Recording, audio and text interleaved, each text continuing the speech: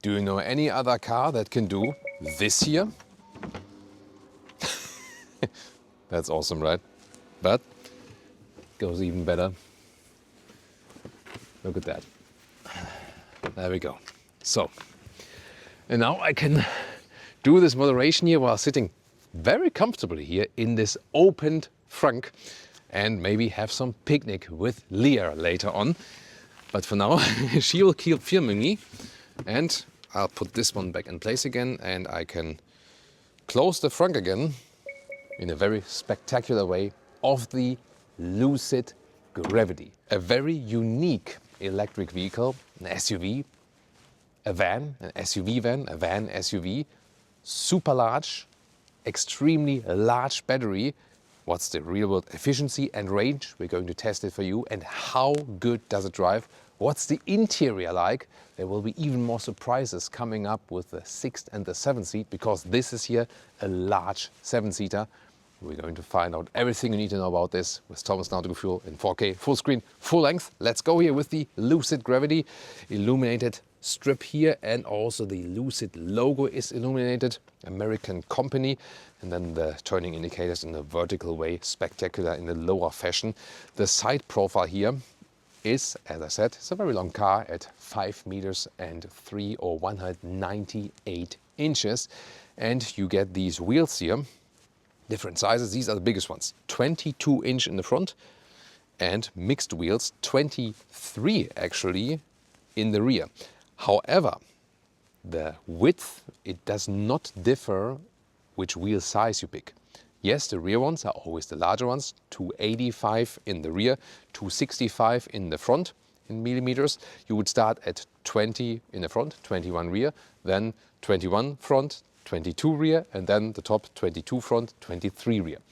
The width is the same. However, the consumption is still worse for these ones because of aerodynamics here, these large openings. If there would be aero wheels, then maybe the difference would not be that large. And you can see here, it's kind of a van shape. This one is also the stealth design. That's why this area is also a little bit darker. You can also get it a little bit brighter, actually. And in the rear, I mean, yeah, some mix of SUV and van, I would call it that way. And once again, beautiful three-dimensional styling here for the lettering and also the light integration.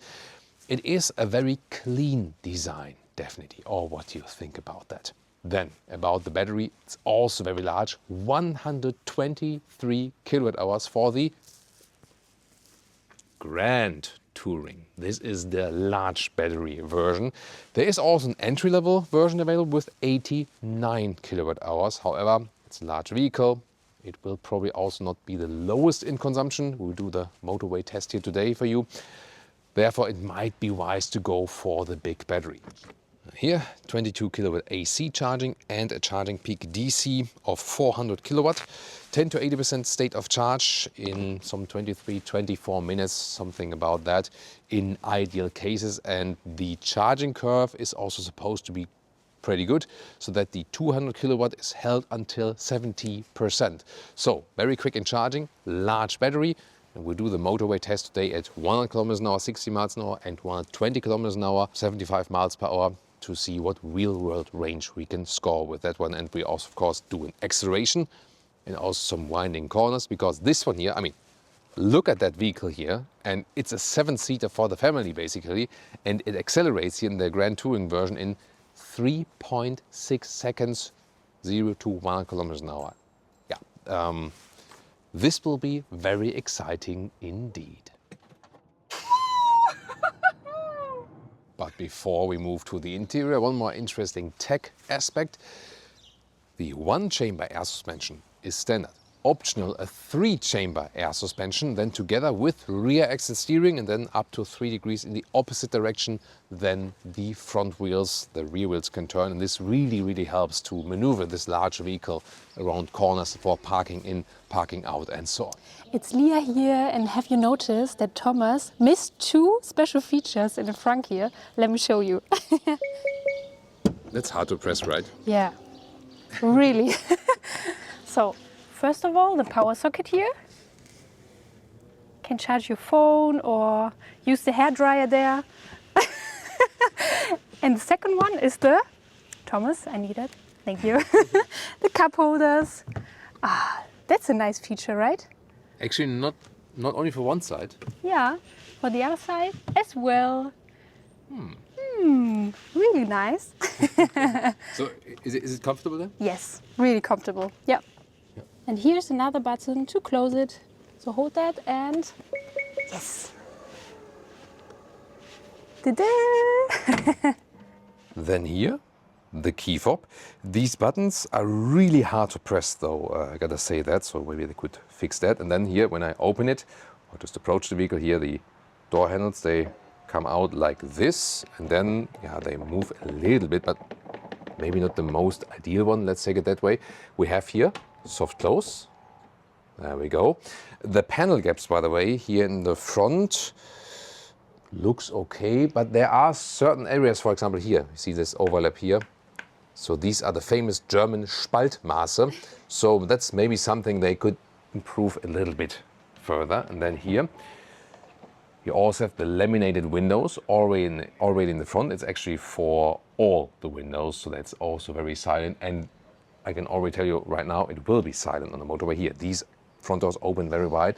Then the high-grade leather red on top here, also soft underneath, fabric inset, this beautiful scheme, also here with the matte wood, so it's lovely, how it's made. Also standard window levers.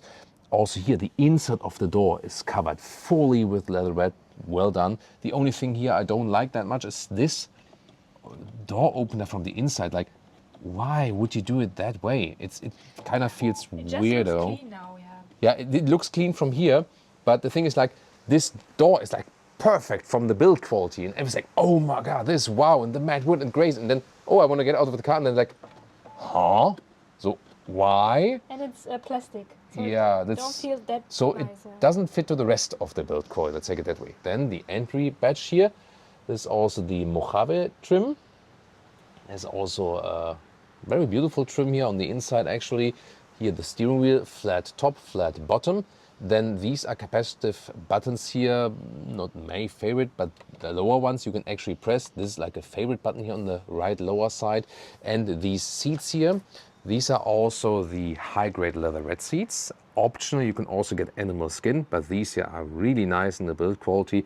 Very soft, good quality also here in the sit bone area. You can also make this part here a little bit longer, all electric seats. And they also offer very nice comfort, so I can only recommend this trim then here. You can move it forward, backward, electric, of course here, lumbar support. This for the back part, this is the lumbar support. And then there's also a seat massage available in different forms: rolling, unwind, wave, stretch, and deep. And two modes of these, like here, oh, unwind. Not sure if you can even hear that on the microphone. This has a seat vibration. It's like oh, that's the stuff. Gives you the shivers, but in a positive way. This is crazy because I think it really like relieves the facial tissue, like the deep tissue there.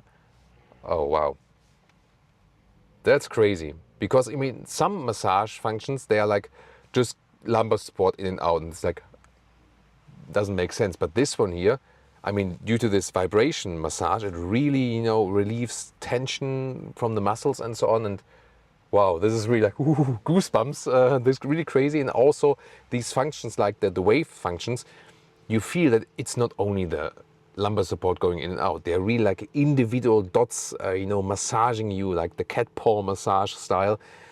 This is really amazing. So it's a great massage feature. I can just recommend this one. So great luxury features, and of course heating and cooling here with these perforated leather red seats. So this is a perfect trim. I mean, you can argue about the exterior color, of course, picked it differently or something. This is called Aurora, this green, by the way, but this is really probably the trim to go for. You can also, of course, also pick this same material in different colors as well. And then you might know the Tesla Model X, taking inspiration, a lot of headroom, don't need to discuss that. And then you have this panoramic glass here, and then these attached sun blinds. They can be even extended here like this. This is nice. And then also with Tesla-like magnetic covers then here for the light.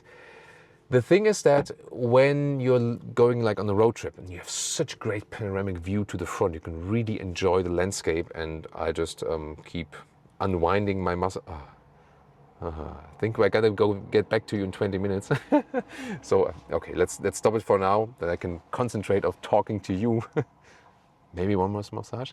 But the thing is, when you have the sun really, really high, like in this area, like, you know, midday, and this is tinted here on the top, yes, but it still blinds you. So I would recommend driving this vehicle with like sports sunglasses, which are really close to your eyes, you know, and really cover the whole thing. This car needs to be driven with sunglasses. Then it's actually fine. But just to mention that. But it's so unique here. You can argue, of course, about that if it's really necessary to do that, but it is a standing out vehicle, definitely. Some things are maybe over the top, but they are also interesting. And then here you have some microfiber cover here in a special pattern here. This is also, look at that, how it's dampened here, like really deep underneath, really very well done. Matte woody again, I love that trim. Then it seems like it doesn't have a glove box, but it does have one. And then you can, just one short press, there we go. Yeah, I can set it here to the favorite button, for example. This also folds down smoothly, some space here like this. This middle console is also very interesting. Here, armrest, soft enough. Then some space underneath for USB-C charging. You can slide this one forward. And then cup holders, they're very tight, but also adaptive. And then you can slide this whole thing forward here and have a look. I mean, look at that. And this one even goes, you can almost lose your arm in there. This is really crazy. And then of course you can also move it back again. What about physical interface? There is one here for the volume control, for example, and also glad to have physical temperature unit right here. So it's easy to control by driving. This here, all the thing for the massage. And then you have this lower screen here where you can set the basic stuff, for example. You can always have the hotkey here to vehicle functions like this. Here you can set the driving modes, but you can also set to the hotkey at the steering wheel, for example. Climate functions like this. You can also do it like this, but I would always do it here in the physical way in the lower part. Then you have here the map, actually. Beautiful island of Majorca. Really beautiful place, definitely in the Mediterranean Sea. This is software version 3.4.4. I heard that from 3.5 it's also supposed to offer Apple CarPlay, because at this moment here we cannot show you Apple CarPlay yet, but obviously want to retrofit that, so that will be interesting. And it will be also interesting if they will retrofit the shortcuts here to the drive assist stuff, safety features, this one, yeah, that you can because at the moment you have to go in here to deactivate it. But I would also wish to put it here on the hotkeys, and they say they plan to also offer it that you can press the hotkey and then, for example, deactivate the EU speed chime law and so on. And then you have this top unit here. So this is like the digital instrument where you can see the speed. Left side is also a touch screen where you can also set your trip meter and so on. But you can also control it once again from the steering wheel with the left button here, which is like a sliding button, but maybe not the most practical thing to do. Left side is also for touch.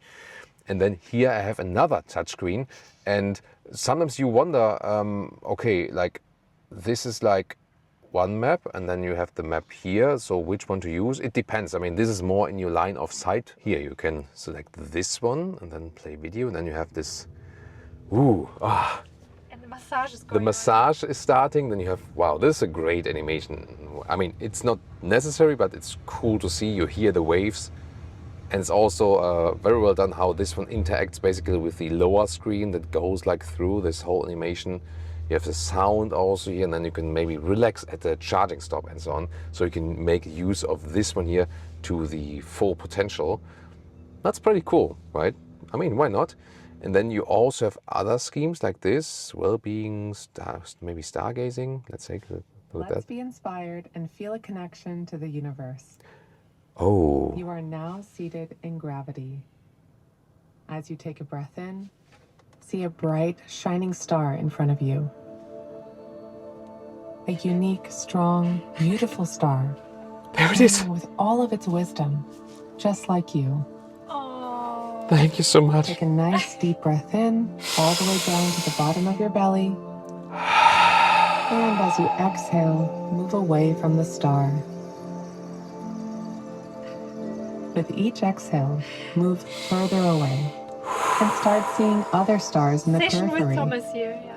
Yeah, relaxing yoga session with Thomas. So yeah, there's a lot of to discover right here. So once again, you can say it's maybe over the top on the one hand, but you can play around with it and everything works pretty reliable. It's also very quick.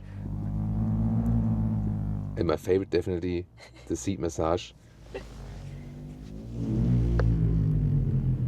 I'm not sure if you could hear that on the microphone, but this is like the vibration again. And so see you soon while driving. That's the stuff.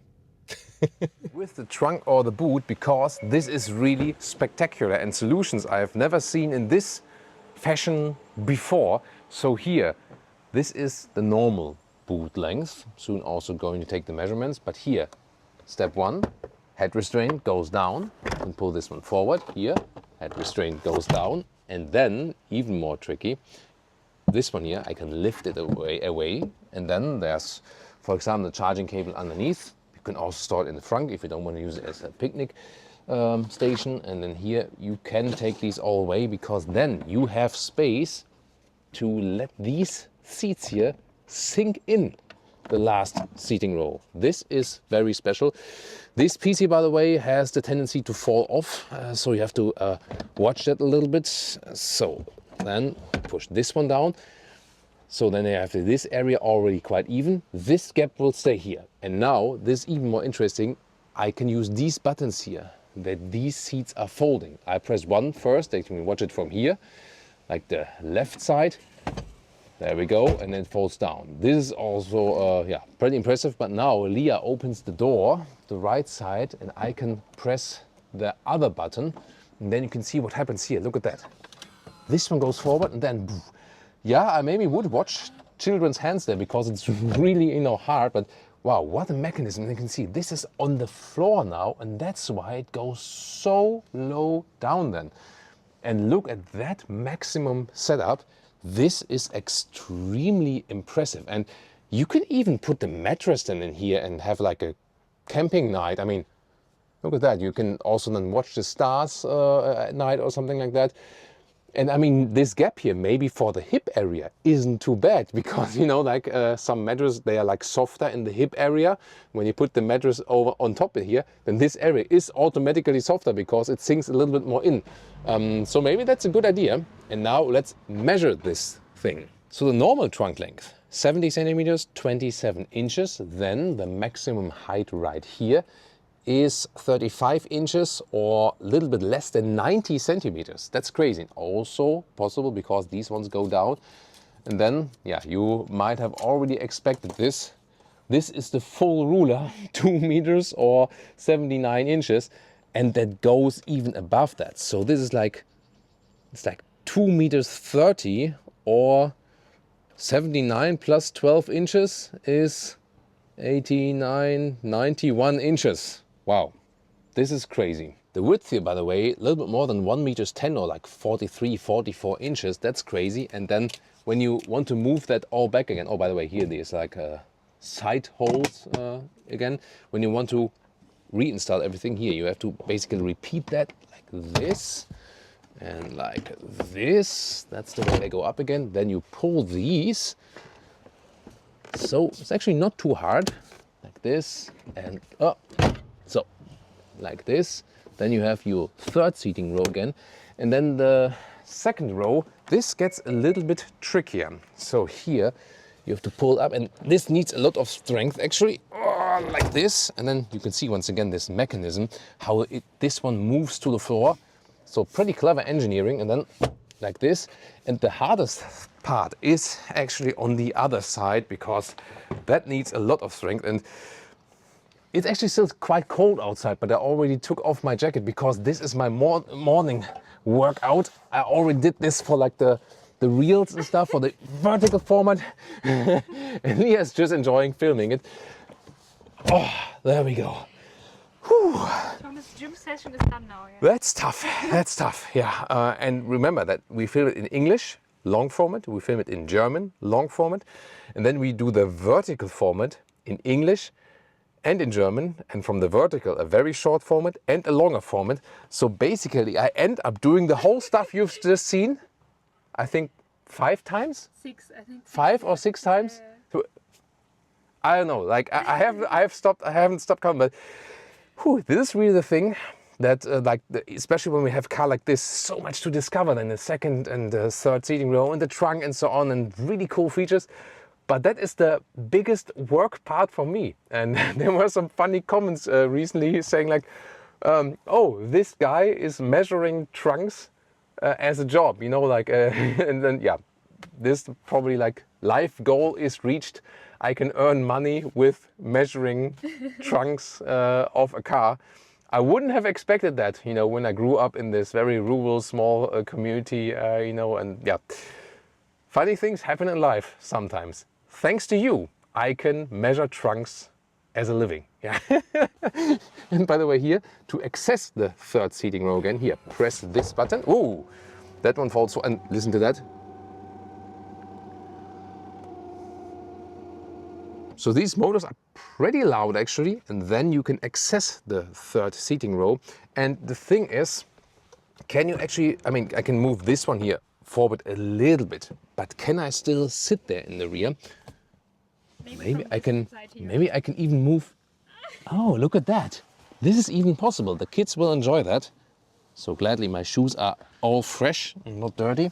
So, and then it is possible here for tall adult to sit here closely, but it is possible also headroom wise. So this is really a full 7-seater which could house 7 tall adults. That is possible, and it's actually not too uncomfortable here in the rear. You even have some cup holders and so on, have that view to the panoramic roof. So astonishingly, that really works. And you can also adjust these a little bit here. Pull a little bit more backward in the angle here, adjustment. So, well, kind of impressed with that indeed. And the special thing about the second seat row, first of all, here we also have the laminated windows in the rear. Then this one opens 90 degrees. And that's great for getting in and out of the vehicle. And of course, also if you want to install some child seats, then here everything covered with leatherette, fabric insert, beautiful matte wood. So the interior here also everything covered at the inside of the door with leatherette. That's how it's supposed to be with such a premium vehicle. Then you can change the inclination here manually.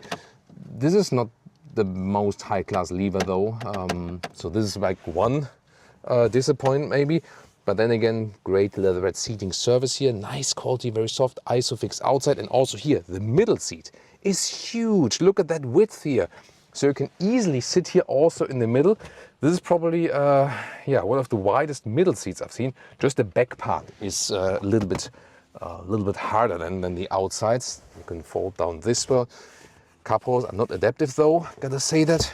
And then here to the seat as I'm driving, this is still a lot of legroom left. You also have a separate climate unit here in the middle part with this digital control, for example, seat heating as well, even floor. And then there's 2 more features actually here. First of all, I have this electric shade here. It's always a cool feature. Then just put down here the window lever control, and then it goes down again. Let's see how far this window goes down, by the way. That's it. So it doesn't go that much down, but maybe also good for the kids, you know. And then, talking about the kids, here you have a table. And this actually, I mean, it is, you see, it's very low. So I have to put my knees then to the side. But this is actually pretty cool for working then. If, you know, I have some time somewhere, maybe a charging stop, you go to the rear and then you start working with the laptop here. It is also a very stable mechanism, and that's like pro and con, because these hinges here, they are very stable because they are 2. But because they are 2, you also have to be careful with your kids, because this should not happen here, you know. So this is like a children bone breaker, so to speak, in the fingers. So yeah, whenever we're driving with the kids here in the rear, I mean, it is properly stored here. You need to put it out like this, but you should teach your kids that they should not interfere with their fingers right here. Yeah, but then again, this is the very stable solution.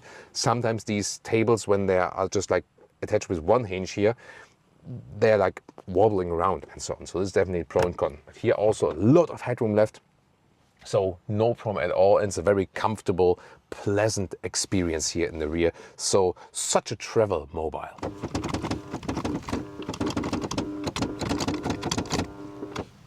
Oh, sorry about that. Yeah, you can play some music with these electric motors, definitely, because they're so loud.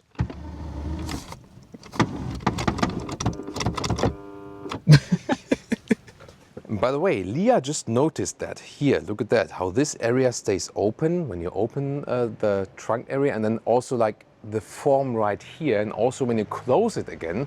So which car does that resemble? There is one vehicle from a German premium manufacturer, also electric, also SUV, which has the same mechanism. That's cut out like this here, and then exactly this area here stays open. And I exactly knew what Leah meant. So tell me in the comments, which car does that resemble, this area here when the trunk opens and closes? Tell me in the comments, and then we'll discuss that. All right, sprint mode. Wow.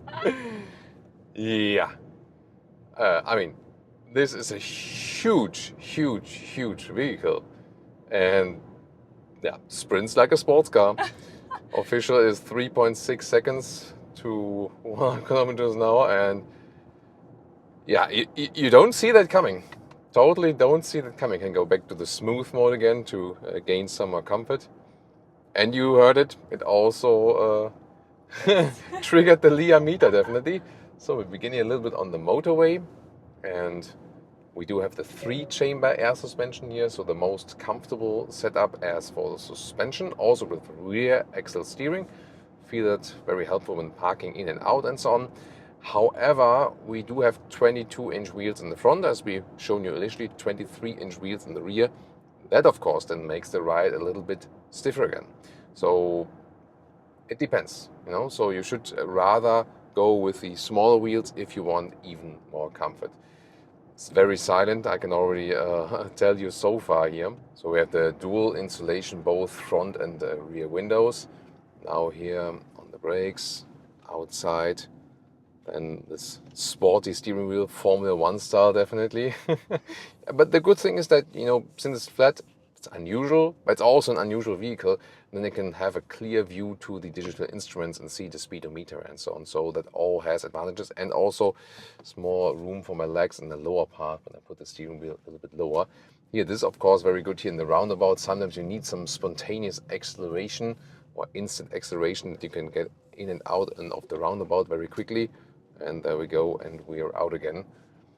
And it's a super smooth and very silent experience. That's pretty cool. We do some more motorway very soon and also keep it steady. Then we'll also do some efficiency tests and so on. About the regenerative braking, so there is a significant difference between these modes, and also very important to know, like in basically any other EV except the early Teslas. Meanwhile, Tesla has also changed that, but obviously Lucid not, because when it's on off, you know, it's rolling when you go off the throttle, but when you then hit the brake, there is no regenerative braking. When I go to standard, leave the throttle, there is significant regenerative braking, and also in a very, very strong way. And high would be even stronger, and it also stops until 0 for a true one-pedal driving. So in this case, probably I would leave it with the standard setting. That's not that crazy hard, also for the passengers, but you can still have the efficiency gains by the regenerative braking. I'm a little bit disappointed that it doesn't have the regeneration when you hit the brake pedal, because obviously it just uses the friction brakes then. That's very interesting. Now here, steady motorway, 100 kilometers an hour. Let's do a lane change here. Pretty quick. Steering is a little bit inconsistent in a way, I would say, that it feels a little bit unnatural. So not consistent in a way of that it does the same thing at every degree angle, you know what I mean? So I think they can fine-tune the feeling for that. It's super silent here. at 100 kilometers an hour, 60 miles an hour, it feels like we would be literally standing still. I hear nothing from the outside, literally nothing. And the tarmac here in Majorca, Spain, that beautiful Mediterranean island, is actually quite rough tarmac. So, but there's no rolling noise at all. So that's pretty interesting. Then let's set here the adaptive cruise control and also with the active steering assist. Let's see how smooth it is. Yeah, some corrections here. Now the motorway makes a slight right bend, then a slight left bend again. See how smooth this one is being done. So far so good. Also keeping the distance to the car in front of us. And by the way, if I want to adjust the temperature, it's also easily done while driving like this. I'm really happy to have the physical dials there as well. Blind spot monitor in the side mirrors there. BYD overtaking us. Pretty loud motorcycle. Hear nothing from the outside. By the way, this panoramic glass in the front while driving, it's actually pretty cool on the one hand. So for traveling, you know, and like looking at the landscape, that's beautiful. The only thing is when the sun is standing really high, yes, it's tinted, but the sun still can potentially blind you from the very top area there. So it's a little bit pro and con as for this concept. We said the same with the Tesla Model X actually. So the main thing about this ride is that it's super relaxing, because this is it's like an electric travel mobile. Yes, it can be lightning quick, as we've shown to you initially, but it makes you actually just want to relax. It doesn't make you want to use that power. It just, you know, we can also cancel the cruise control again, by the way. I think once on the brake, yeah. So this one here really tells you, let's go on a long road trip. Enjoy the air suspension, enjoy the super silent ride, and just relax and take these panoramic views to the outside. So I could very well imagine this one also on a US road trip, if you have the charging stations. You know, there's always a problem if you don't have a Tesla in the US. Where's the next charging station? So there, Europe did more with the non-Tesla infrastructure, definitely. But you know, there's also the thing that now more and more manufacturers beside Tesla start to use the Tesla infrastructure also in the US. So if you have like an EV, a non-Tesla EV in the US, you can also share your experience with us then. It's so smooth when you change the lanes that sometimes don't even realize what you're doing because the car is so silent. That's pretty cool. So relaxation and silence, these are the key elements about this vehicle.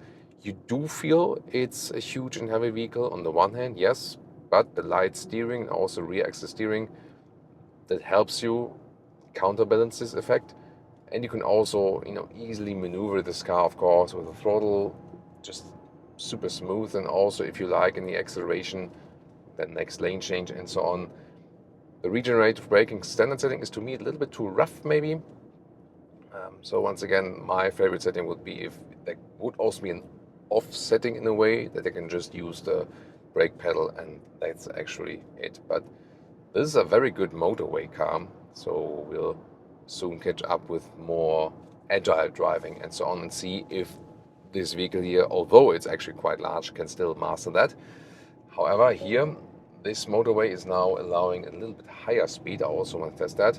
Ooh, lane keeping assist is super harsh, but although I was, you know, hitting the turning indicator first, you can also deactivate it, but so far they don't have good hotkeys for that. Also this speed chime thing, EU speed chime law, not easy to deactivate yet. They're planning to also introduce that for the hotkey here at the steering wheel, that you can also easily change it with that. Additional blind spot monitor, by the way, here with the camera in the instruments is also a good thing. Learned that from Hyundai, Kia and Genesis, basically. It's a good feature to have this additional blind spot warning right there. Now we can also switch back again. See here, also good view to the side mirrors. Actually also decent view from to the rear, you know. It's a little bit blocked, but just, you know, not too much. And super silent once again on the motorway. It's a very pleasant experience. Some traffic here today in Majorca. I think the left lane is ending right now. I have to be a little bit careful, but you know, especially these, they're like the commercial vehicles. They're like, I use the last chance, right? yeah, and then situations like these arise actually from that. Leah also seems to be very relaxed. Yeah. So we can go on a very long road trip now, and she can maybe also like start sleeping or then watch outside of this panoramic view. By the way, if you use the shade here, yeah, it doesn't do that much, honestly. So this is a vehicle where it is basically mandatory to wear sunglasses. So only for very cool people, you know. Yeah, about that. Yeah, this also road, like run-off road protection thing is actually reacting in a very, very sensitive way again. You have to be very gentle with the throttle because, you know, as soon as you lift it, there's so hard recuperation already in the standard setting there. So that's definitely one thing to consider. So now we can also drive 120 kilometers an hour as soon as we're allowed to. So about like 70 miles an hour, and we'll also do this efficiency test for you. There's like the other lane opening, so that's pretty good because that's the maximum speed that is allowed here today on this island. Later stage we can also do a test on the German Autobahn, for example. And now here, about 120 kilometers an hour, that doesn't change anything, you know. Sometimes it changes a lot with vehicles, but it's like nothing. Probably maybe one of, if not at this speed at least yet, the most silent vehicles I've ever driven, I think. This is might be even better in the in this low noise level than the Mercedes S-Class, I think. It's like nothing. You hear absolutely nothing from the outside. So that is pretty impressive. Now some agile driving. I'll go to the Swift mode because that one has this cornering symbol right here. This one is for the Swifties. Oh, for the Swifties, yeah. So let's go here. And yeah, we have to always watch here the cyclists because here on Mallorca they are pretty frequent actually. But then there also is some cornering in there, and you know, up to about 3 degrees the rear axis steering goes in the opposite direction at low speeds, especially of course for parking in and out and so on. And of course I'll be eager to hear Leah's feedback soon as well, and also watching her face if it's still good or not so good. Yeah, we will see after some corners here. I mean, it's a heavy vehicle, it's a large vehicle, beautiful views here by the way outside. So this Cap Formentor, the northern east tip of the island of Mallorca, so very beautiful views out there. This is of course good then with the panoramic windscreen, but yeah, as I said, the steering could be more natural in how it, you know, reacts from different degree angles. You do feel that you move something large and with a lot of weight around. So it's not that only because of a low center of gravity and because of very fast acceleration or quick acceleration that suddenly would diminish the weight or something. On the motorway, as I said, I felt it's a good, like, straight travel vehicle. And here, for me as a driver, I would say like it's fine, but it's not like in a way of this is the car I would get for having fun in driving, you know what I mean?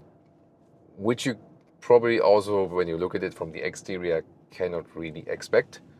Therefore, I think the steering is not precise enough, and the weight and the size is just too high, and it's not really optimized for agile driving. Considering, you know, with the technology, with the air suspension and the rear axis steering, they try to get squeeze as much as possible out of it. And the good thing is, especially on these tight roads, I mean, I have a good view, you know, so I can see everything very well. This is also a good safety thing, of course, you know. Leah doesn't look too happy, or I would say I'm fine. she's fine. But it's she's more fine. for motorway straight, I think. Yeah, Yes. yeah. So I've seen Leah worse. Especially for a passenger, yeah. I've seen Leah worse, but For a shorter trip, then it's fine, but yeah. So I've seen it worse with Leah, but Yeah. I've also seen it better. So yeah, let's take it. And that's also my opinion. You know, there are vehicles that are performing worse in agile driving, but definitely also those that perform better. Considering the size, I think it's still okay. But you feel that it's not like the specialty of this vehicle. Let's take it that way. But once again, it's getting quite windy up there. You can also see it here at the shirts of the cyclist, and That is something that you don't hear at all in this car. I wonder how it will be, because on the motorway we could do maximum 120 kilometers an hour, maximum like around 70 miles an hour. Today, wonder if it will still be the case at really, really high speeds. We'll see about that when we have the car once again in Germany.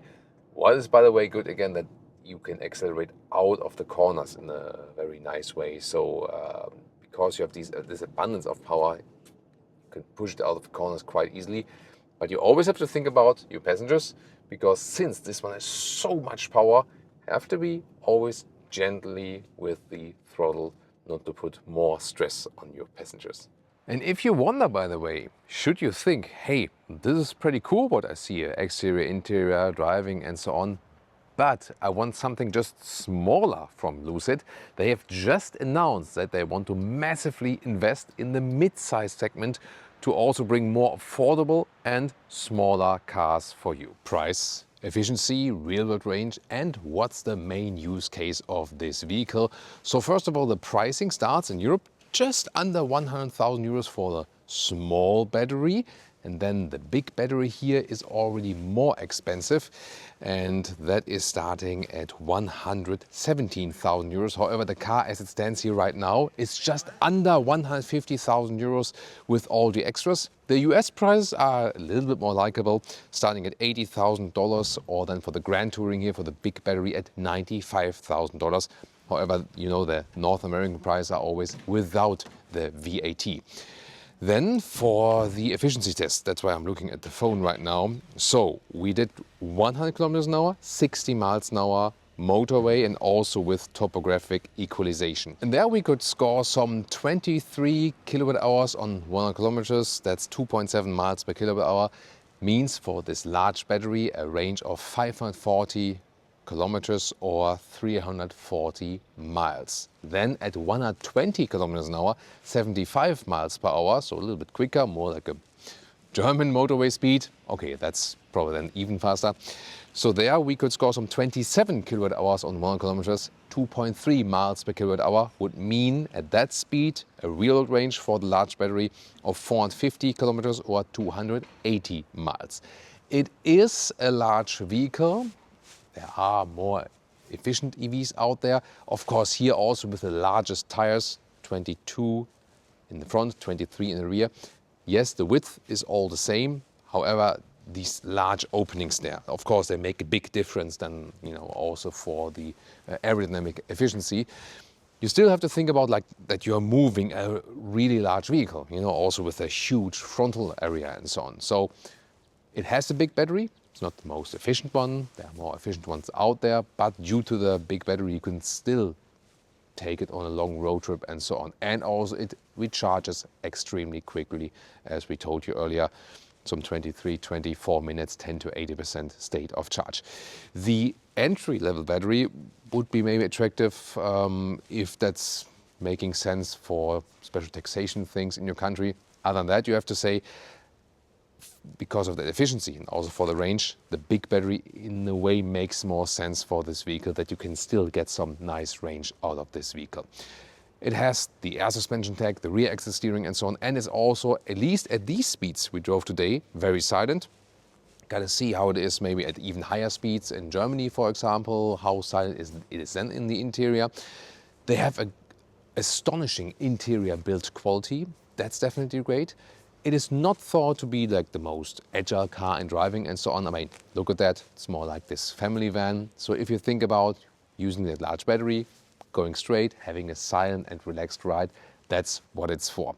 The main problem will be that they need to find customers who are willing to pay these prices, especially in Europe, when there are also more affordable alternatives. Yes, maybe they are smaller, but maybe they still do the job.